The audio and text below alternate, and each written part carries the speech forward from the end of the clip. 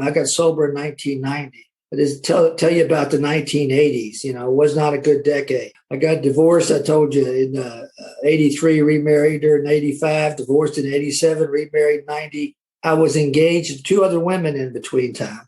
I was in the nut house 3 different times. I was in 5 major car accidents. I got shot at one night and I got cut up with a beer bottle and I lost $250,000. And I was thinking, this is going okay. This is going okay.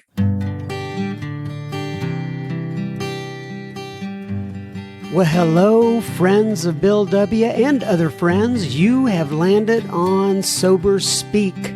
My name is John M. I am an alcoholic, and we are glad you are all here, especially newcomers. Newcomers, that is, both to recovery as a whole and newcomers to this podcast. Sober Speak is a podcast about recovery centered around the 12 steps of Alcoholics Anonymous. My job here on Sober Speak is simple. My job is to provide a platform to the amazing stories of recovery all around us. Consider Sober Speak, if you will, your meeting between meetings.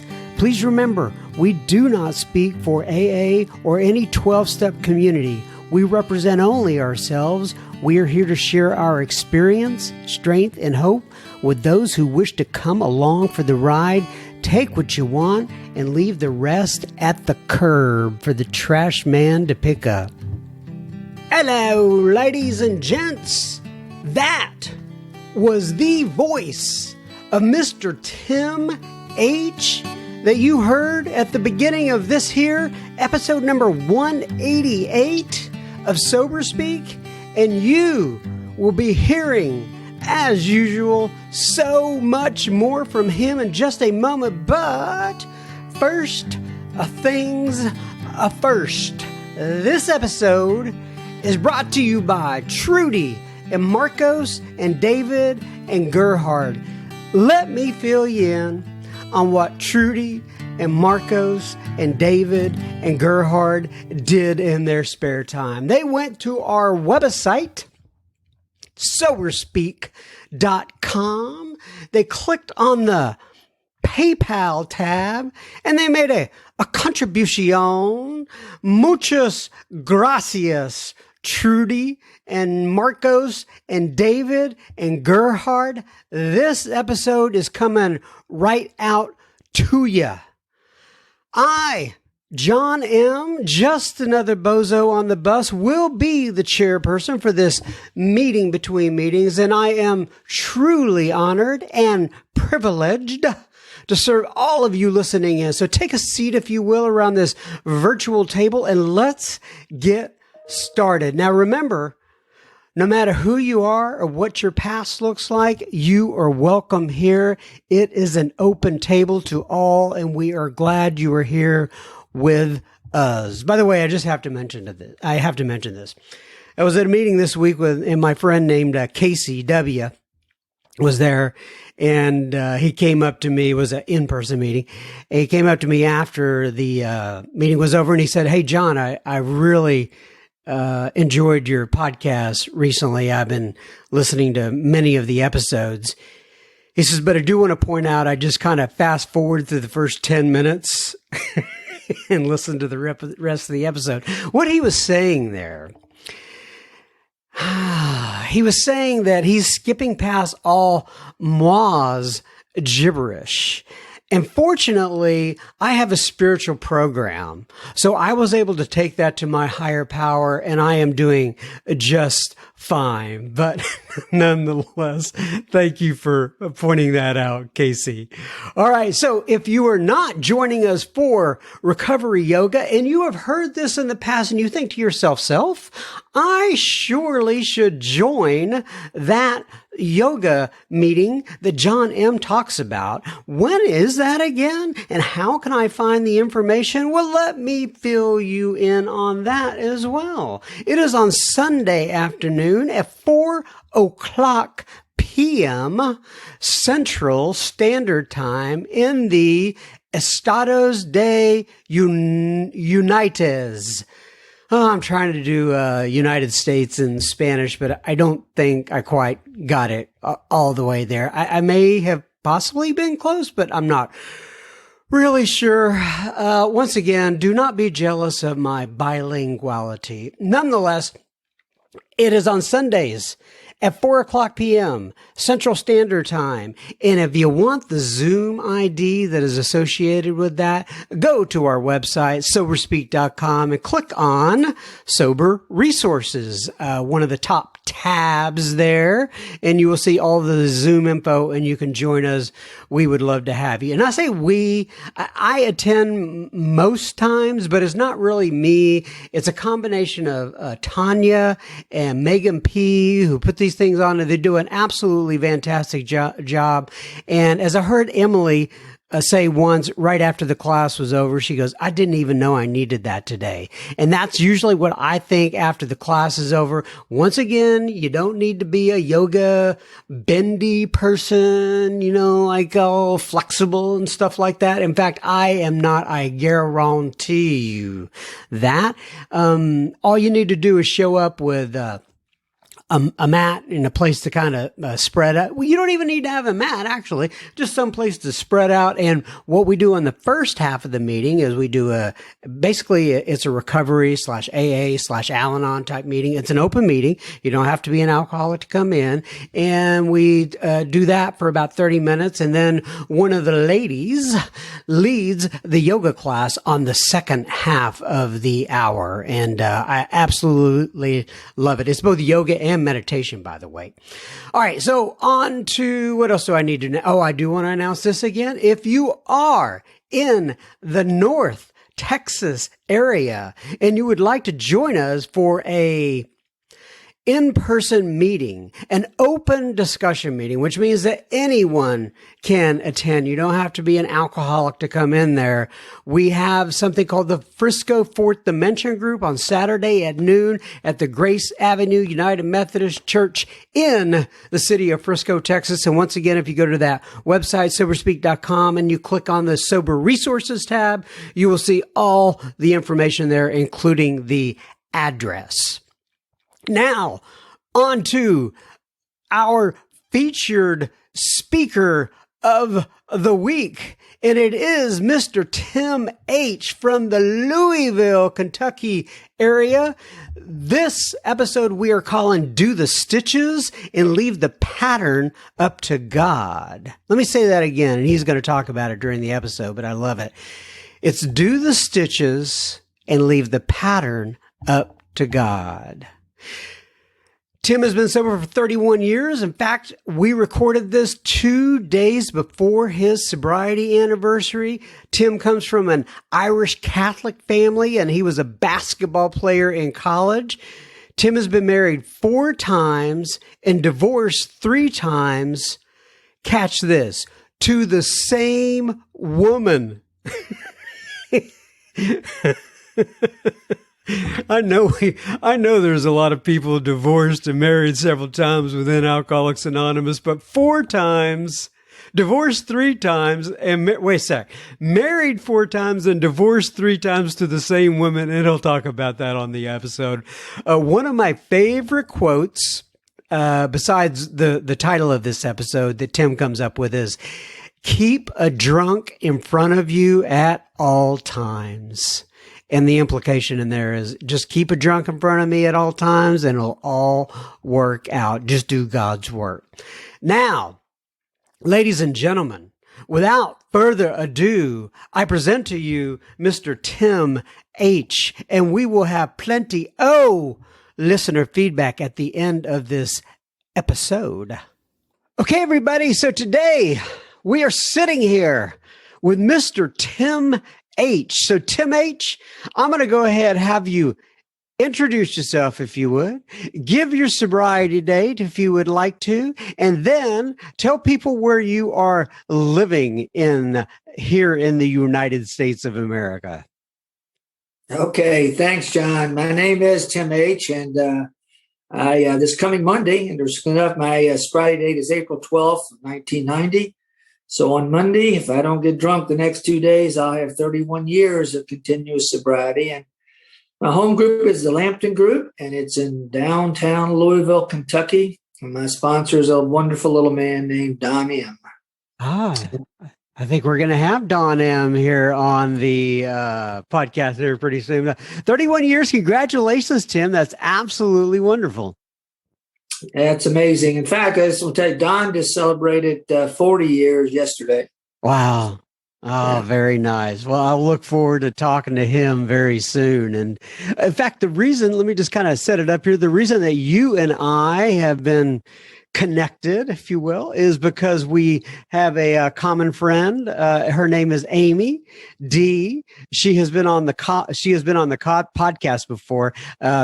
You probably don't know this, but the title of her episode, I absolutely loved it, was Prostitutes Don't Get Sober on Saturday.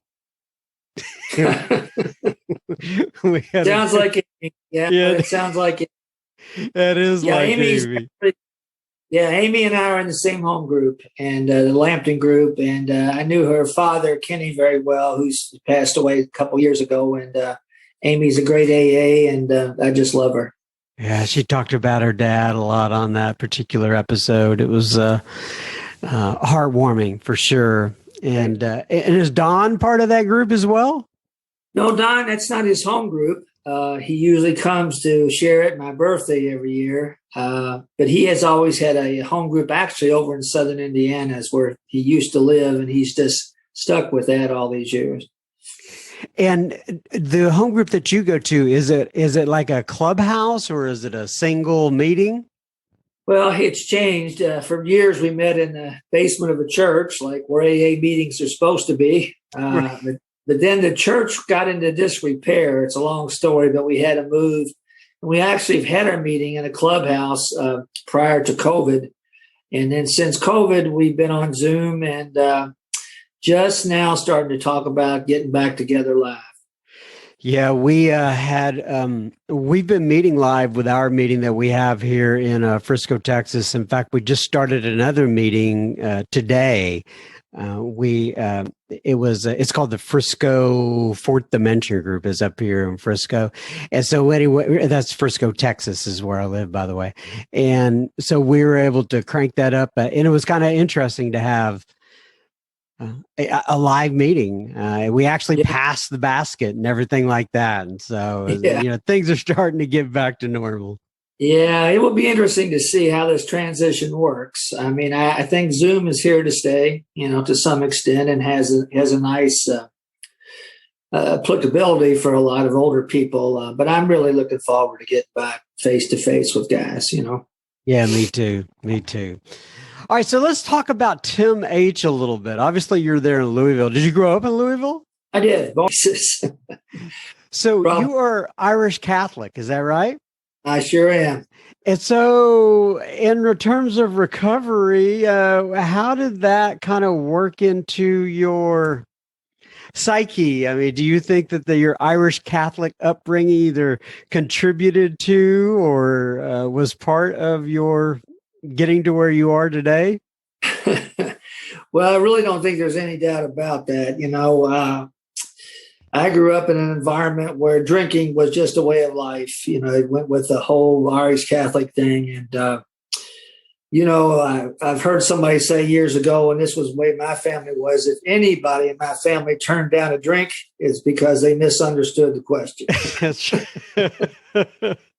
So we just drank at our house. And if you came to my daddy's house, he put something to drink in your hand. That was just the way it was. And so, and I'll tell you another thing, though. It's interesting. I was very conscious of the drink problem with the Irish. And in fact, in my senior year of college, we had to do a paper for our history class. And I did the paper on how the drink had held the Irish back in their immigration in America. The problem was so severe. I said, so I did that thesis paper and I spent the next 27 years proving that I was right. So, I was very conscious of it. And, I look at my Irish heritage today in a whole different way, and it actually kind of upsets me sometimes when all the people think about Irish, they have to think about drinking. That there's a lot more goes along with that heritage than just drinking, but we earned it. I guess we've earned it over the years. That's right. I don't know if you know him. He's another circus speaker, Bill C. from California. Yeah, very well. Yeah. He says that whenever he addresses a group over in Ireland via Zoom, he says, thank you. Glad to be talking to the folks where you are the birthplace of alcoholism. That's right. Yeah, absolutely. He's right on the money there. Where it all started. So you mentioned college there too. I think you were a basketball player. Is that right? Yeah, of course, in Kentucky, basketball is a big deal here, right? And my whole life, that was my goal, is to be a college basketball player. And I became very good. I was an all-city, all-state player here in town, and then got a scholarship to Division I college, St. Louis University.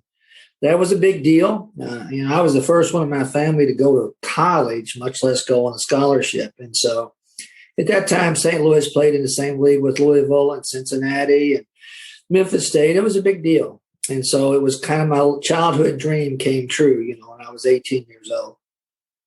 So, well, then talk about, I'm curious about your drinking during that stage of your life. Was it, were you fairly tame about it? Was it just kind of social drinking? What was happening there?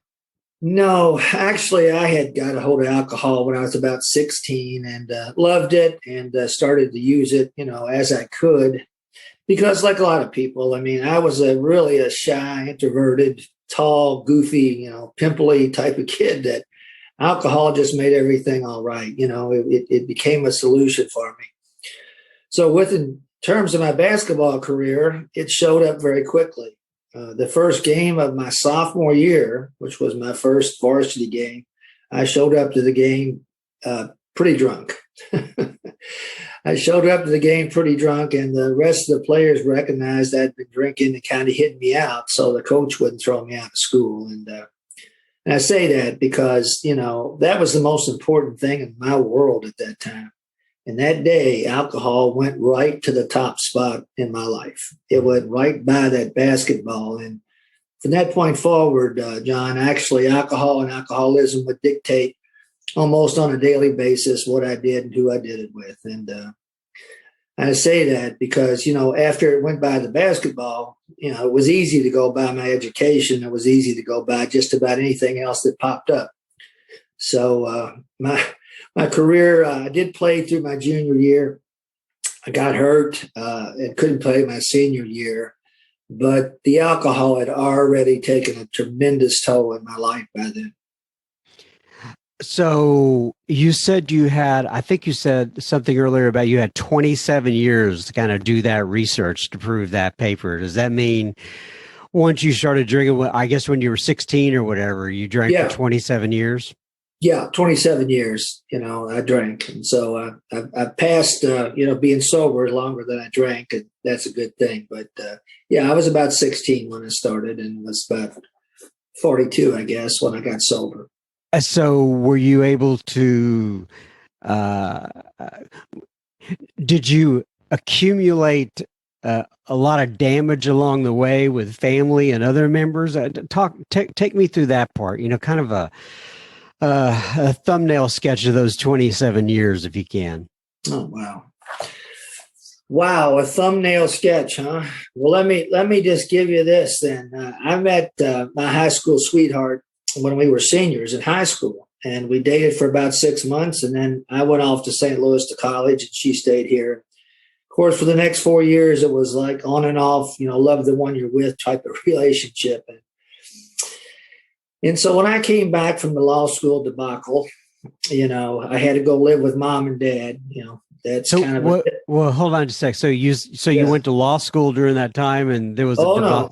Oh, I'm sorry. I'm jumping ahead of my whole story here.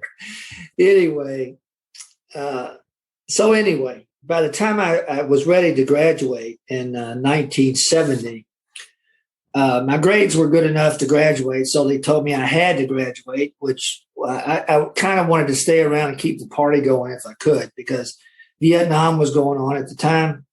That was not going real well in 1970. You know, 3 of my buddies had already been brought home in body bags. And they had the draft lottery. That's when they drew your name, your birthday out of a hat to see when you were going. Well, I was like number 6 out of 365. You know, I made the top 10. So I was destined to be in Vietnam. And you know, and I was going to go, but in those days, there were 2 ways you could get deferred from the draft. You could get married, and I thought, man, that's too drastic. Or you could go to grad school.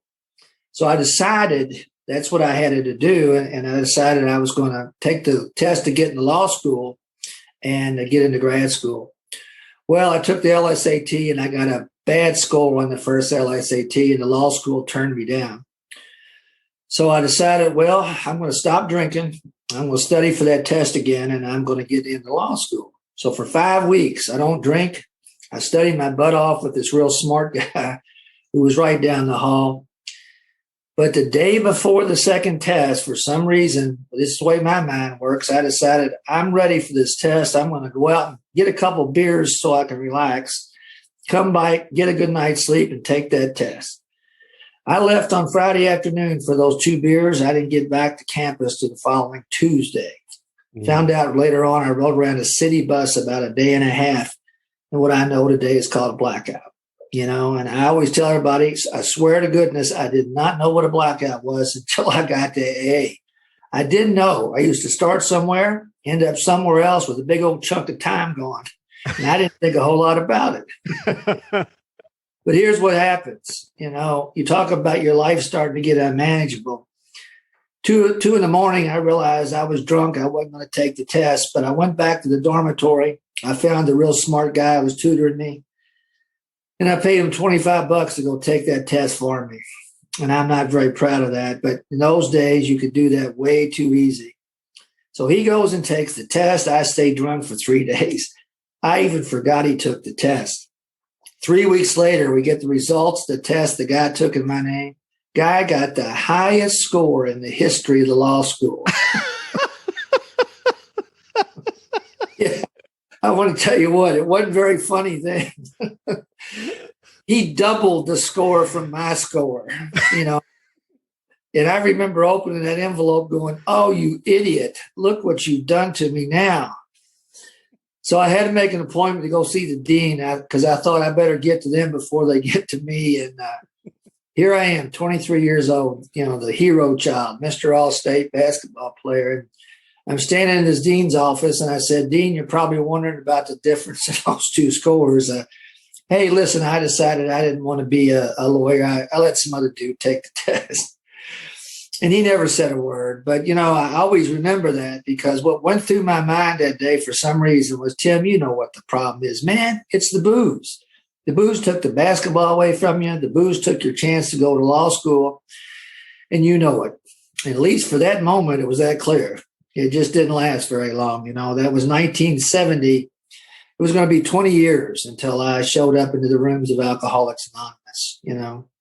But I remember that moment of clarity. And, you know, I left there. There were 2 guys that I saw, and they said, hey, you want to go get a drink? I said, yeah, I need a drink. This guy really messed over me. You can't believe what he did to me. Oh, anyway. And then I came back to Louisville because I had nowhere else to go. You know, and I guess what I really want to say about this part of my life is here I am 23, and I am already pretty much spiritually and morally bankrupt. You know, that part of our program sometimes we don't understand is that we lose money, we lose relationships, but we also lose that stuff deep down inside us. I think it's so important, you know, integrity and security and trust in myself, confidence in myself. It was all gone. It was all gone. And but I wanted to share with you. I came home and I met my old high school sweetheart. Mm-hmm. I hadn't seen her in a long time, and boy, she looked really good. She was driving this little yellow MGB. I stopped and talked to her, and she told me about this great job she had and about this great apartment she was living in. And I remember thinking, I think I'm falling in love here. I think I'm falling in love. So we got together in August. We got married in November of 1970. Didn't want to rush it. So you want to know how the alcohol started to affect me and my world and my family. We got married in 1970. We got divorced for the first time in 1983. We got remarried in 1985. We got divorced in 1987, remarried in 1990 when I got sober. And then we got divorced again in 1995. So are you together today? Are you together today? Let me come back to that. Okay. Just a little bit. So, and I lost the number there. Was that married and divorced 3 times? Is that? That's 3 times. 2 times drunk and 1 time sober. But also, I got into teaching and coaching because I did have a degree, and I was a high school basketball coach and teacher, and a lot of times I wasn't very proud of there, showing up drunk to PTA meetings and showing up under the influence, coaching basketball to high school kids. I mean, wasn't the highlight of my career, and that was kind of early in my marriage through the 70s, and then, I always kind of say it this way to people. I got sober in 1990. But just tell you about the 1980s. It was not a good decade. I got divorced, I told you, in 83, remarried her in 85, divorced in 87, remarried in 90. I was engaged to 2 other women in between time. I was in the nut house 3 different times. I was in 5 major car accidents. I got shot at one night, and I got cut up with a beer bottle, and I lost $250,000. And I was thinking, this is going okay. This is going okay. I always say it that way because, I realized today that everybody knew my life was unmanageable but me. Why are we always the last to know? From 1982 to 1985, I went through 5 psychiatrists. That was always a simple deal. I kept them until they started talking about alcohol. If he talked about alcohol, I fired him, got me a new guy. I mean, I was taking every antidepressant they made in the 80s, drinking whiskey and beer every day. And if anybody's using that recipe, I'm going to tell you it didn't work very good for me. But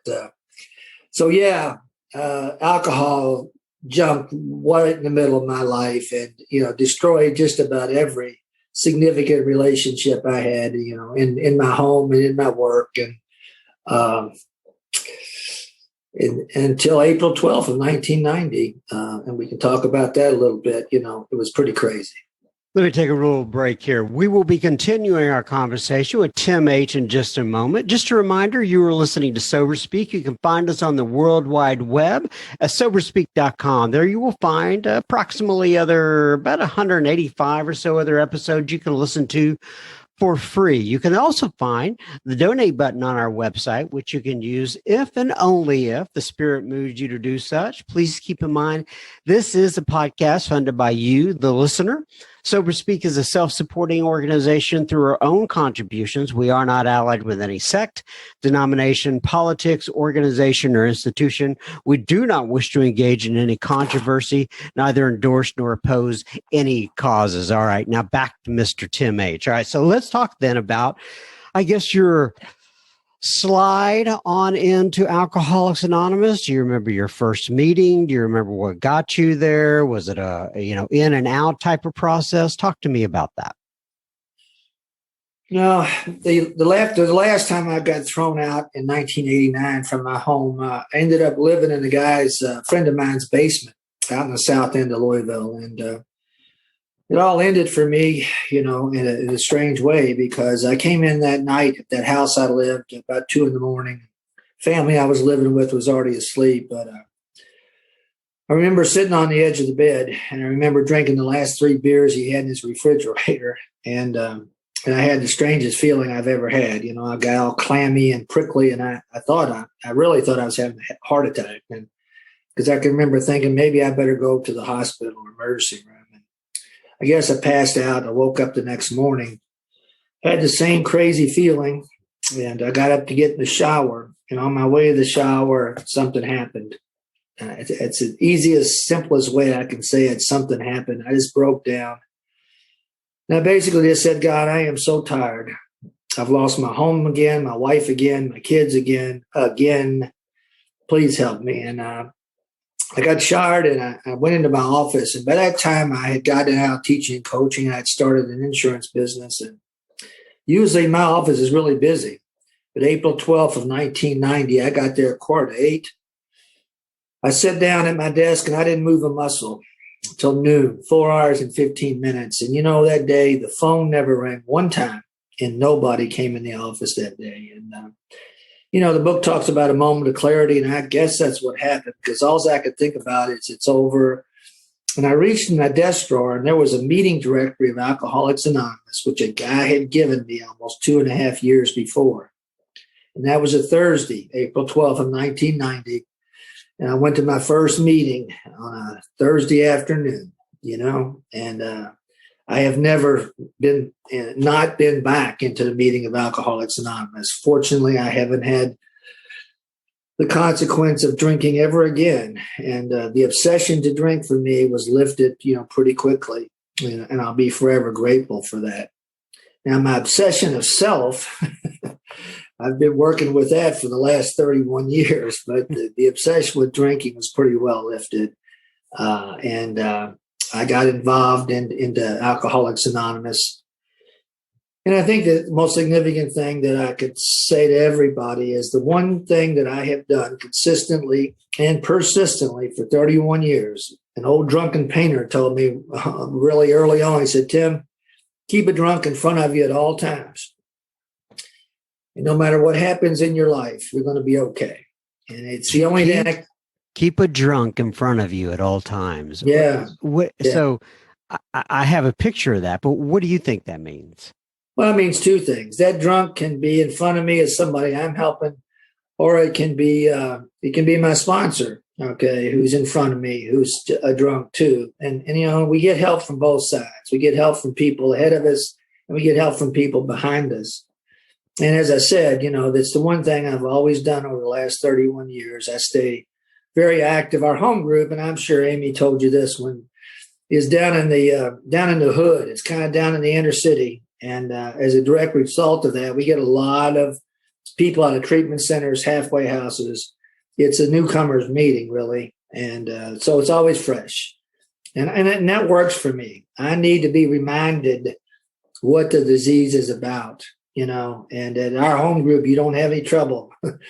We see a lot of we have drunk people at our meeting very often.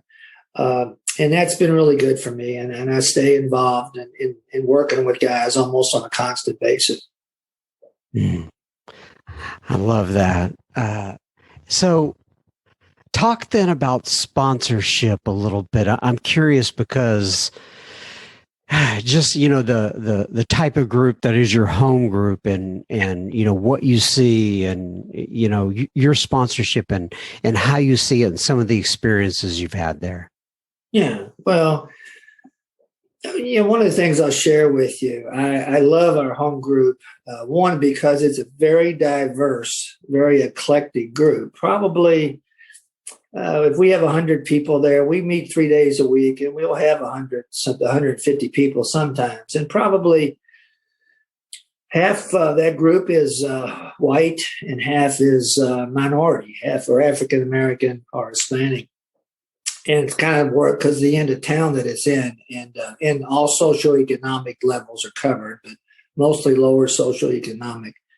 And that's been such a wonderful thing for me because in this world right now where we're living, where everybody's so divided, where people are choosing sides and there's so much division, our home group is so eclectic and there's so much love, and it's Alcoholics Anonymous at its finest. We are people who normally would not mix, but what grows up amongst us is a fellowship that's indescribably wonderful.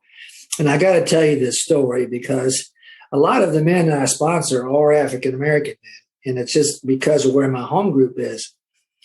Several years ago, I was down that way, and I was ready in my car to get up on the expressway, and I got hit in the rear end.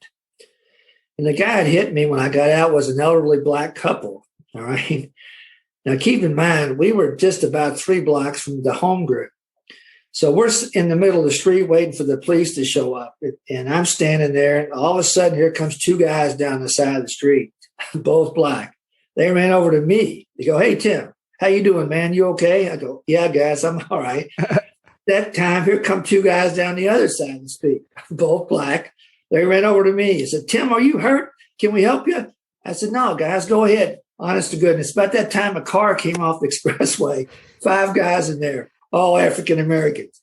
They jumped out, surrounded me, and said, "Tim, can we take you anywhere?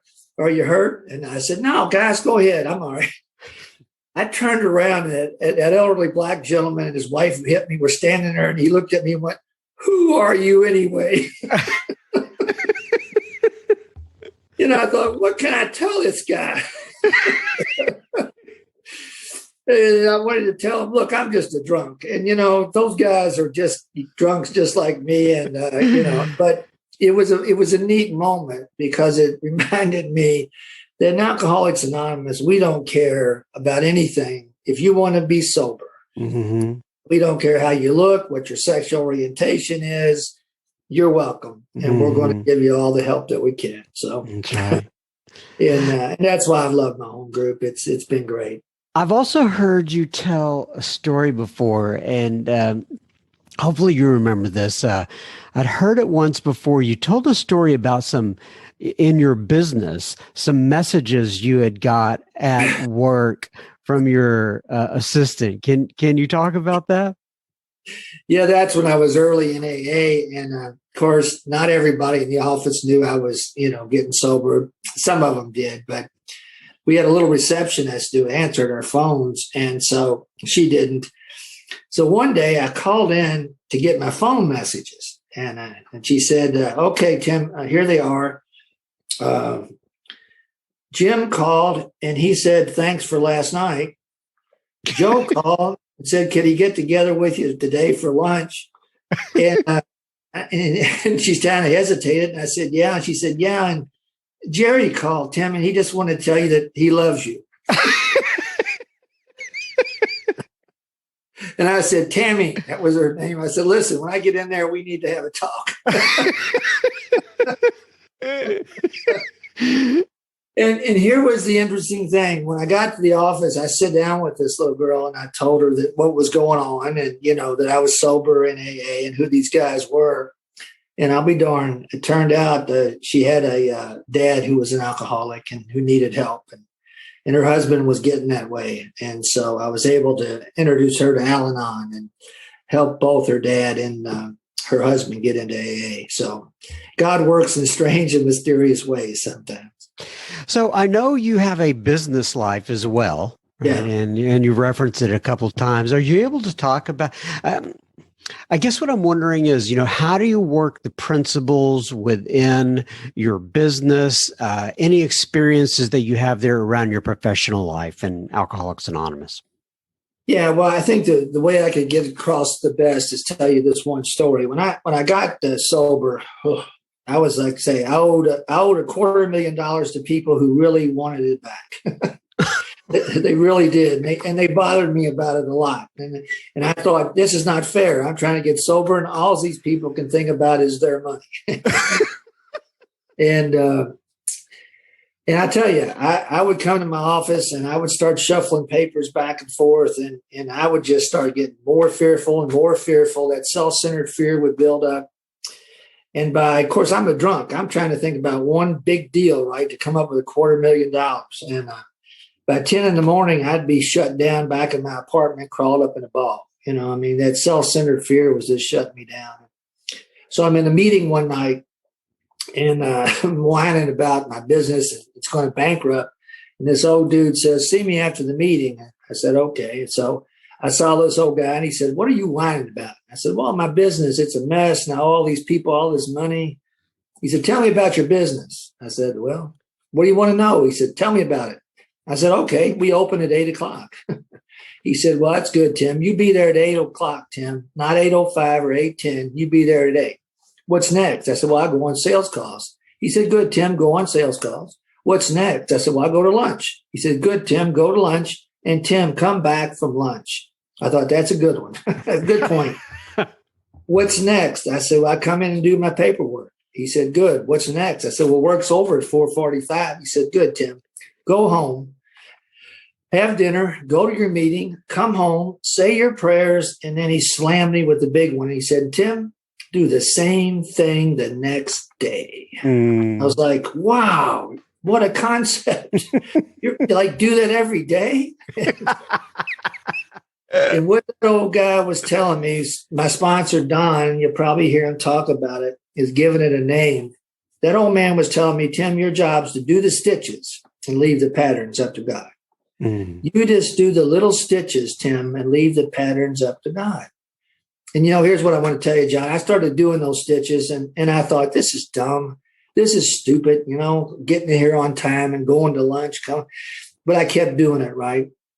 I mean, I'm 6 weeks into it. I still owe $249,440. I'm thinking this is a slow boat, but I kept doing it. I have to tell you the sequel to the story. About 4 years later, all right, I came in one day and there were 4 or 5 phone messages, just like I always have. And most of them were from AA guys, but one was from a reporter at our business paper here in Louisville. So I called this reporter, and the lady says, Mr. Highland, we'd like to do an article on your business as the fastest growing of its kind in the area. And I said, well, thank you very much. I'm very, very appreciative of that. And I said, ma'am, what is it you'd like to know? She said, sir, what was it that you did that really turned your business around? And I tell you, I had this one story how I came up with this great idea, and I pulled myself up from my bootstraps and I rocketed this company to success. But that's not what I said. I said, lady, here's the deal. My office opens at 8. I get there at 8. I go to sales calls. I come back from sales calls. I go to lunch. I come back from lunch. I went right through the whole thing. And at the end, there's like silence on the end of the phone. And the lady goes, thank you, sir. We'll see what we can do.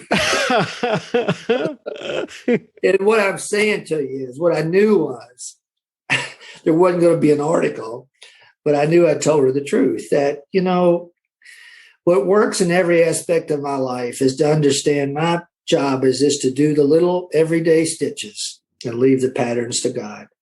Do the stitches in my personal life, in my business life, in my AA life. And what I found out is the stitches are simple little things, but I'm a big deal guy, right? And that's why sometimes I don't like to do these little stupid stitches thing. But when I'm stitching and not worrying about what the pattern is, it's the happiest and most content that I am, And I say that to you because it's the one thing that I carry into all aspects of my life. And it's really helped my business life and my personal life and certainly my AA life. So back to your personal life. We had talked about divorcing your wife 3 times. And I think you said you wanted to come back to that when I asked if you were still with her today. Yeah, one of the things I like to share about that, we laugh a lot about in AA about relationship problems. And I don't know that we're any worse than normal people, but yeah, we are. We're a lot worse. But I want to say this. Nothing was funny about that. Losing your marriage when you're drunk is one thing. Losing it in sobriety, really tough. And when I lost that marriage at 5 years sober in 1995, I was devastated. And I came to the old guys, in the AA, and they said, oh, Tim, we don't know, buddy, but just keep helping drunks, son. Just keep helping drunks. And so I kept helping drunks. And as I said, that has saved me time after time. But I guess I'm helping drunks 1 year. I'm helping drunks into the second year, being single. Then all of a sudden one day I thought, hey, God, I don't mind helping drunks, but I certainly like a female partner to help drunks with, if you don't mind. Should have never done that. How? There she was, right in the middle of Alcoholics Anonymous. It was a miracle, Oh my gosh. On paper, we looked like one of the best AA couples in history. She was 5 years more sober than me. She was involved in AA. I was involved in AA. So we did the normal thing. We dated the mandatory 3 months and got married. We had a big AA wedding, sponsors there. Oh, dear. That marriage lasted 8 months. 8 months. And when it went down, now I'm about 9 years sober. I mean, it was awful. I mean, and now I'm on my knees asking God, what is so wrong with me? What's so broken in me that I can't have a decent relationship? And of course, I came to AA guys, and you guys said the same thing. Well, Tim, just keep helping drunk, son. It'll work out. But here's what I want to share with you. Now I'm almost 10 years sober. And a strange thing happened on my way to long-term celibacy in Alcoholics Anonymous. Remember my most frequent wife? I call her the mother of my children. I was back living with my dad again at 10 years sober after that divorce in the program. And I got a call from my most frequent wife, and she was down in South Carolina with the kids and grandkids. I guess she heard about what had happened. Now, keep in mind, here are two people known each other since we were 17 years old, been married and divorced 3 times at this point in time. We're 52 years old at this point in time. And for some reason, the walls had always been so high for us that we couldn't get over them. And anyway, I drove down to South Carolina that weekend to spend some time with the kids. I got a separate condominium. But on that weekend, for some reason, she and I talked, and we agreed to be friends and work on a friendship. And we agreed to be parents and co-parents and co-grandparents and really work on that. And the walls that were always so high between us, for some reason, that weekend didn't seem to be as high. We got back to Louisville, and I started to date her. We never dated. We just got married a lot. And I would take her out every Friday night. And I did that for about 6 months. And then we finally moved in together. That was about 20 years ago, about in 2020. And what I wanted to share with you is that this past November the 28th, we celebrated our 50th gross wedding anniversary. So you added all the times together? I'm not, that's the gross. We got married in 70 and 2020 was 50 years. I think the net's about 43. Here's a great story. You got to love this. You got to picture this. We went to our 40th high school graduation once we got back together, and we walked into the room, and everybody went, "Oh, look, they're still together." And I thought, there's no way I could tell these people that story. But I'll tell you this. Let me share this because this is so important. As crazy as that sounds, I remember talking to Don. I said, "Don, is this crazy?" And he said, "Yeah, Timmy, it's pretty crazy." But he said, but if our program is about anything, it's about transformation. And the thing about transformation? We don't know when it's going to happen. We don't know how it's going to look. And we don't know who's going to be involved. You know why? We don't transform. God does. My friend Bob in Minneapolis talks about we plant the seed. We keep the weeds away from it and we water it, but we don't grow it. It grows when God wants it to grow. And, I have to tell you, that has to be what's happened here. We are the best friends today. We are so much in love today. I don't like to be without her. She and her friend went down to South Carolina yesterday to a place that we have down there, and I'm lonely. I'm lonely without her anymore. We've become so close. And I say that because that is what our program is about. That's what the 12 steps are about, transforming from one person to a different existence entirely. And what I know today is I could not do that. She could not do that. But you all told me that God could and would if he saw it. And I say that because, I don't know who listens to this, but boy, all along those points along the road, a lady in California told me one time after she listened to my story, she said, "Tim, sounded like you came to a lot of periods in your life." I said, "Oh boy, I had a lot of periods." She said, "Let me tell you something. God doesn't use periods. He only uses commas. Only uses commas." And if you think right now, you're at a period in your life, you're wrong. The problem is God doesn't tell us what's behind the comma, right? We have to suit up and we have to show up with the faith that if we try to help God's kids, God will help us. And that's all I can tell you. As crazy as that story sounds, You know, we're living a life right now. We have 8 grandkids, 2 great grandchildren, another one on the way. And if nothing else, I guess what I'm trying to say is that story is about what I think this whole program is about. You know, it's about God's mercy, certainly, for a guy like me who messed up just about everything that you could possibly mess up in his life. And to be 72, almost 73 years old now, and 31 years sober, and to have the life I have today, it's, you know, it's strictly something that was outside of human power, you know, as our book talks about. And I have no illusions in my mind anymore about that. You know, it's got to be God's will in my life and not mine. I have so much enjoyed our time together, Tim. You got choked up there toward the end, and I got choked up as well. And that's a beautiful story, and on many different levels. And I'm so appreciative of you taking time out of your schedule to come in here and record this with me.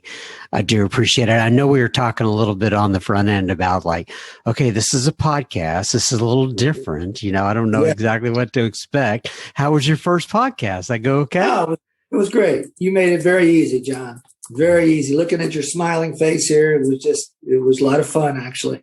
Oh, well, God bless you. Yeah, I wish, you know, as you know, we are Alcoholics Anonymous. I would absolutely love to put these things out on YouTube for other people to see. But as you know, I just try to respect the traditions of Alcoholics Anonymous and not do that. So, but this is absolutely fantastic. At least we have your audio, and hopefully you can use this to share with sponsees or something if you want, you know, to get them, they can know you a little bit better that way. That's a good idea. I'll do that. You know, we're moving into a new age now. There's a lot of different ways to carry the message, and certainly this has become one of them. So I appreciate your service, John, and taking your time to get the message out. Oh, you're welcome, my friend. Well, God bless you. I always end it here with page 164 from the Big Book. I'm going to read here. It says, abandon yourself to God as you understand God. Admit your faults to him and to your fellows. Clear away the wreckage of your past. Give freely of what you find and join us. We shall be with you in the fellowship of the Spirit, and you will surely meet some of us, like me and Mr. Tim here, as you trudge the road of happy destiny. May God bless you and keep you until then. Namaste. Once again, thank you so much, Mr. Tim. God bless you, and I hope our paths cross soon. Same here, John. Thank you. Mr. Tim H., you are the man. I so much appreciate you taking time out of your schedule to sit with moi and record your story. Thank you so, so much. God bless you and your family, and I hope our paths do cross again very soon. Now, on to a little bit of a listener feedback.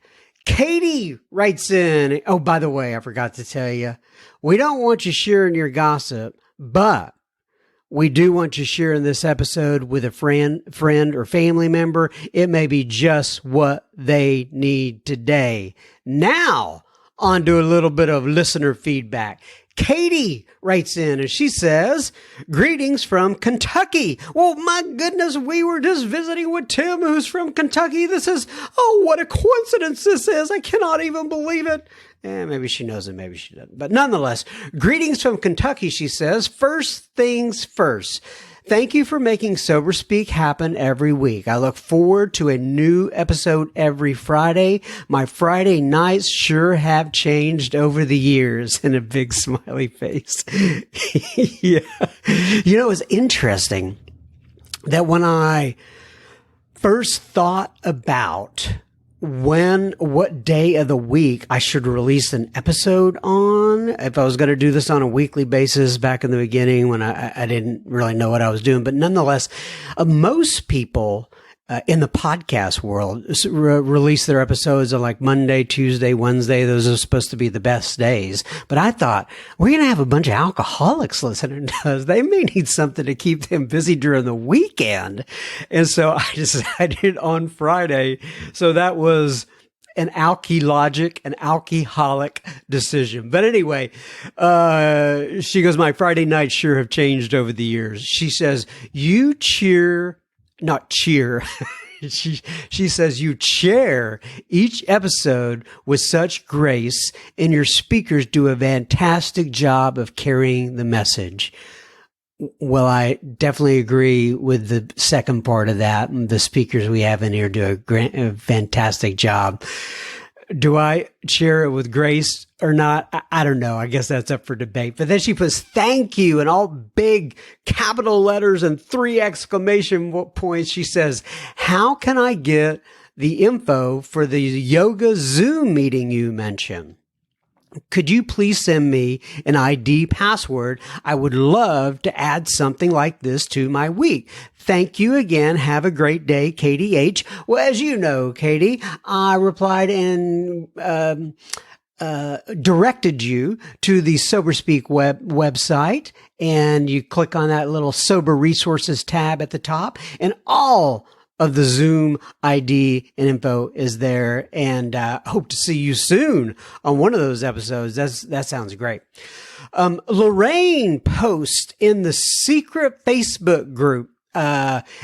She was posting regarding episode number 185, which I believe is the one right before this, called Steve L.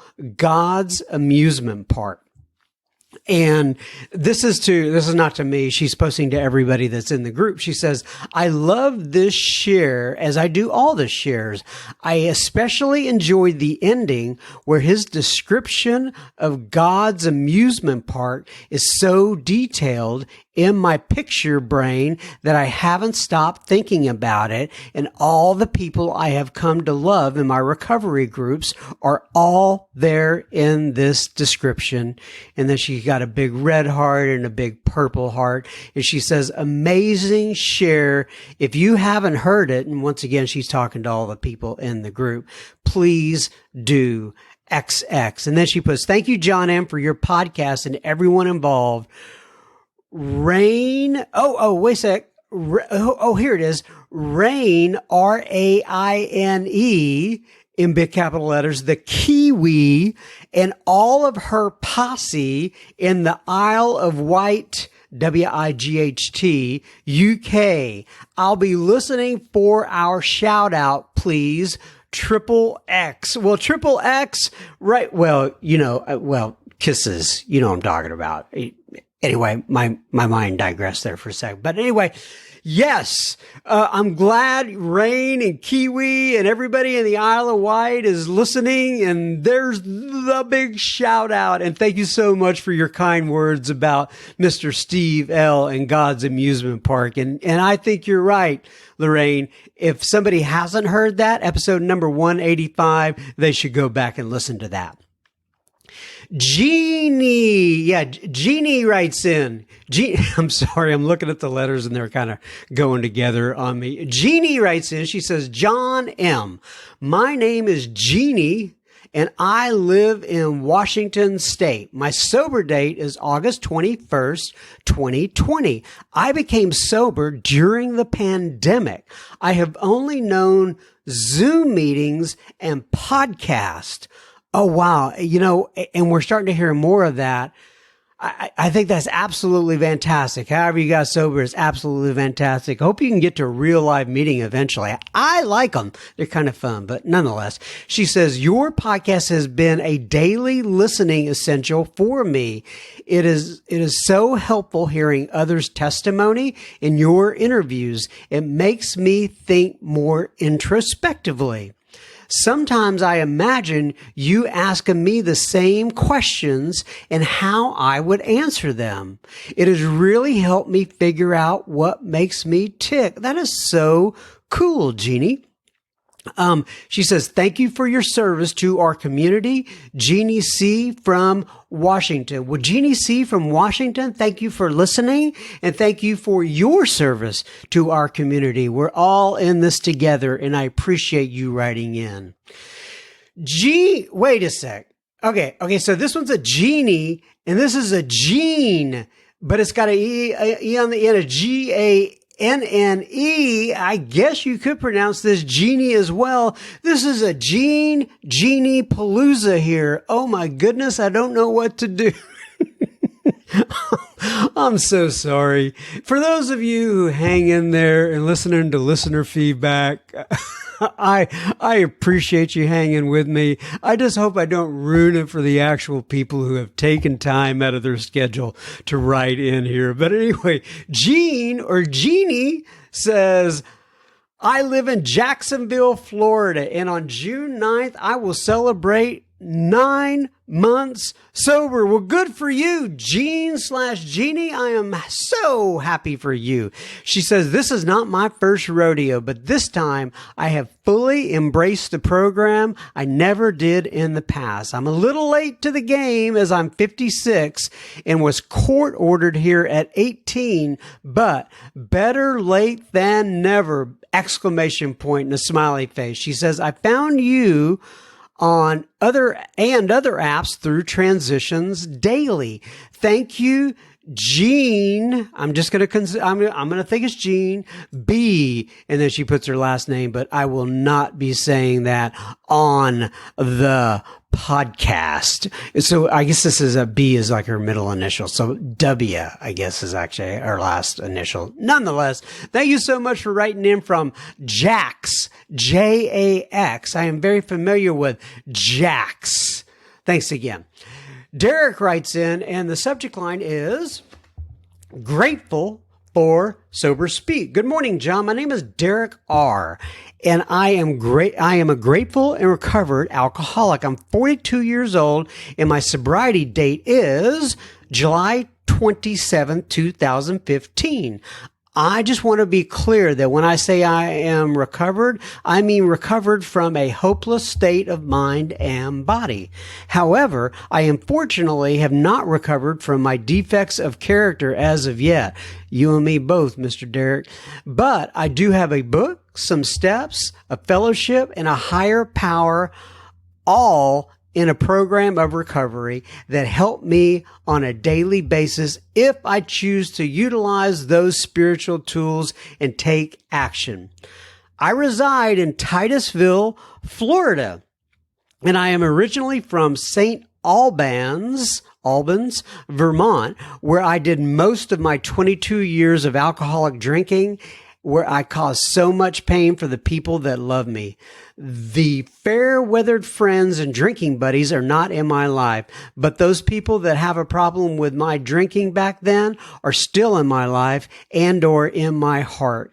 There are a few people that I make a daily living amends to, which have passed on, which is my mom and my dad. I want to thank you, John, for your guest speakers, for sharing how the program of AA and a higher power turned their hopelessness into strength. It has taken me just over a year to catch up and listen to all of the Sober Speak podcasts in their entirety, even the sober feedback, laugh out loud. Well, now you are actually on the feedback, Mr. Derek. I have gotten so much strength and hope from their shares, and I have passed on some of the wisdom I have heard because that's what we really do get. I'm a big book thumper because it's one of the tools which saved my life and is definitely a textbook for how to live my life one day at a time. I use it as such. I work steps 10, 11, and 12 on a daily basis because that's where I live in these steps. I heard on one of the podcasts that 10% of the program is steps 1 through 9 and 90% of the program is 10, 11, and 12, which is so very true. You know, I think that was Gary Kay who said that, but I really like that. I should use that more often myself. I think that's great, Derek. Thanks for reminding me. I have found a new freedom and a new happiness as a result of my willingness to ask for help from people and praying for guidance from a God that I believe in, have faith in, and trust wholeheartedly with my life today. Let go and let God is so true, and it works for this real alcoholic. God bless you, John, for your service to others and carrying this message of hope. With gratitude, Derek R. And then he added this, P.S. This is a photo of the sunrise from this morning while listening to your most recent episode with Julia Kay on my daily meditation walk. Oh, and it's such a beautiful picture with the sunrise and just beautiful. Thank you for sending in that photo. I sure do appreciate it, Derek. You have a good rest of your day and week, my friend. And finally, I think this is a finally, yes, Laura writes in and she says, "Hi, John. I live in Raleigh, North Carolina, and I am a grateful member of Al-Anon. I have found recovery and the AA and Al-Anon community in 2018, 1 year after my sister-in-law passed away from the disease at the age of 43. While I wish I had found Al-Anon sooner, I know my higher power guided me to recovery when I was ready to receive it. I have become an Al-Anon and an AA geek. I love learning about the history of our programs, the traditions and the concepts, but most of all, I love service work. I really appreciate how you have woven the spirituality that comes with service work into various episodes, as I feel like that's where the magic happens. I am currently my district secretary, as well as Zoom support for my district and some other things too. Even though I work as a full-time lawyer, by the way, you are welcome from us alcoholics for keeping you very busy, I'm sure. I don't know what kind of lawyer you are, but I know that we alcoholics do keep lawyers very busy.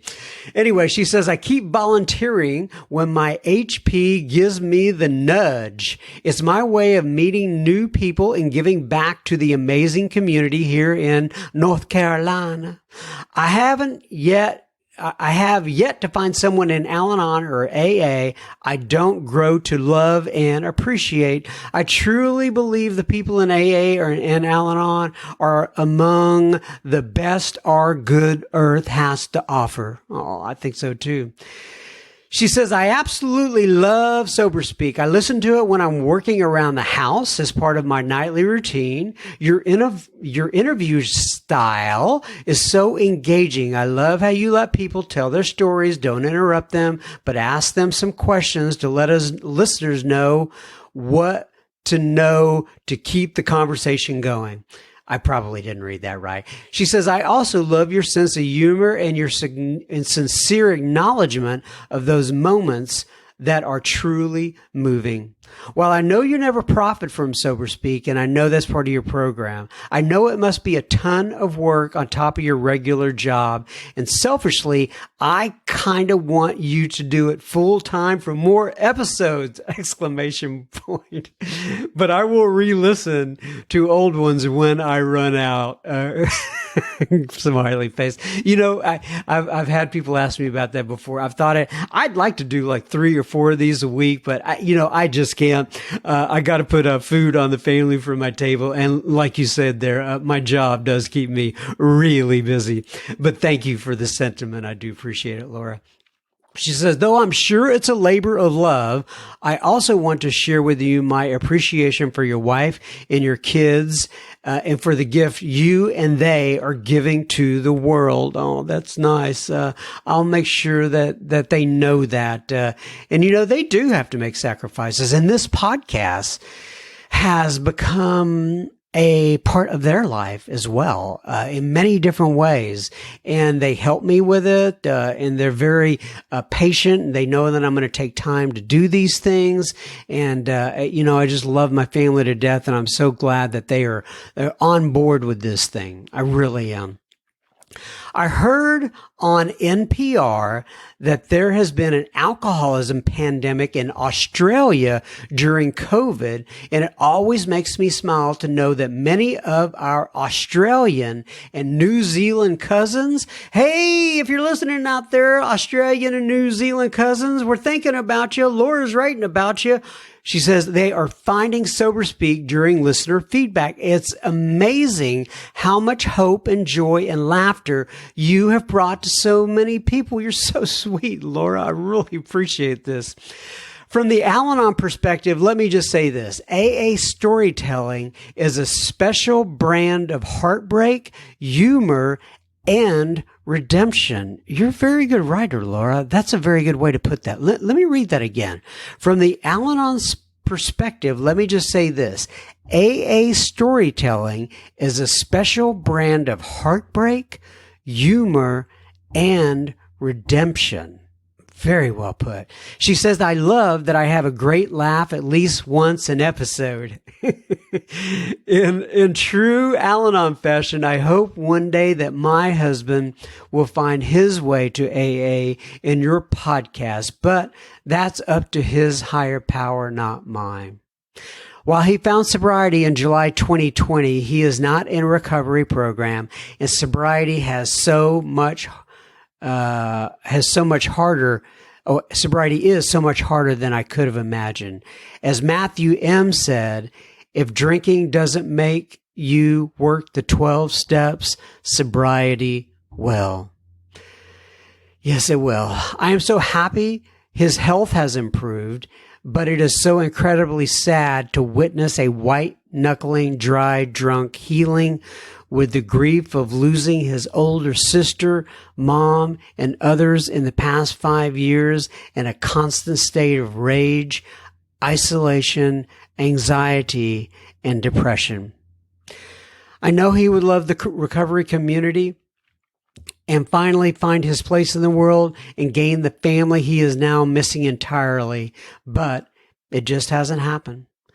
So with that, I will wrap this up, but I may ask you for your prayers for us and for him to find serenity. Well, you got it from me right now, and I will continue to pray after this is over, just kind of by myself off to the side.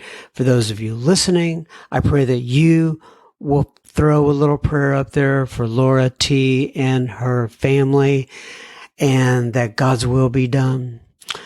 I'm sorry, I lost something to find him. I appreciate any and all HP vibes coming our way. I like that. I appreciate any and all HP vibes coming our way. We have a lot to be grateful for and a wonderful life, and he just can't see through his anger and resentments. Thank you for your absolutely wonderful and life-changing podcast. It gives me so much hope and humor anytime, anywhere, and any place. I love the Sober Speak live events. I haven't had one of those in a while. I'm sorry, folks. And I really enjoy when you've replayed speaker tapes as well. There are no bad episodes. It's impossible for me to choose a favorite. Jimmy D, Matthew M., Jared, Brenda J., Vinoy, Angie B., and Shannon M. were all special to me, and they all are. Thank you again for your service and making me so very proud to be a member of this fellowship, the very best fellowship on the planet. Exclamation point, Laura T. Oh, Laura T, you're a great writer. I wish I could write like that. I can't. And thank you for writing all of that. God bless you. God bless your family. Keep me posted. I was just in North Carolina recently. Anyway, God bless. That wraps up another week, folks. I'm taking this 1 week at a time. I will hopefully make it back next week. Keep coming back. It works if you work it. Bye-bye now. Love you guys.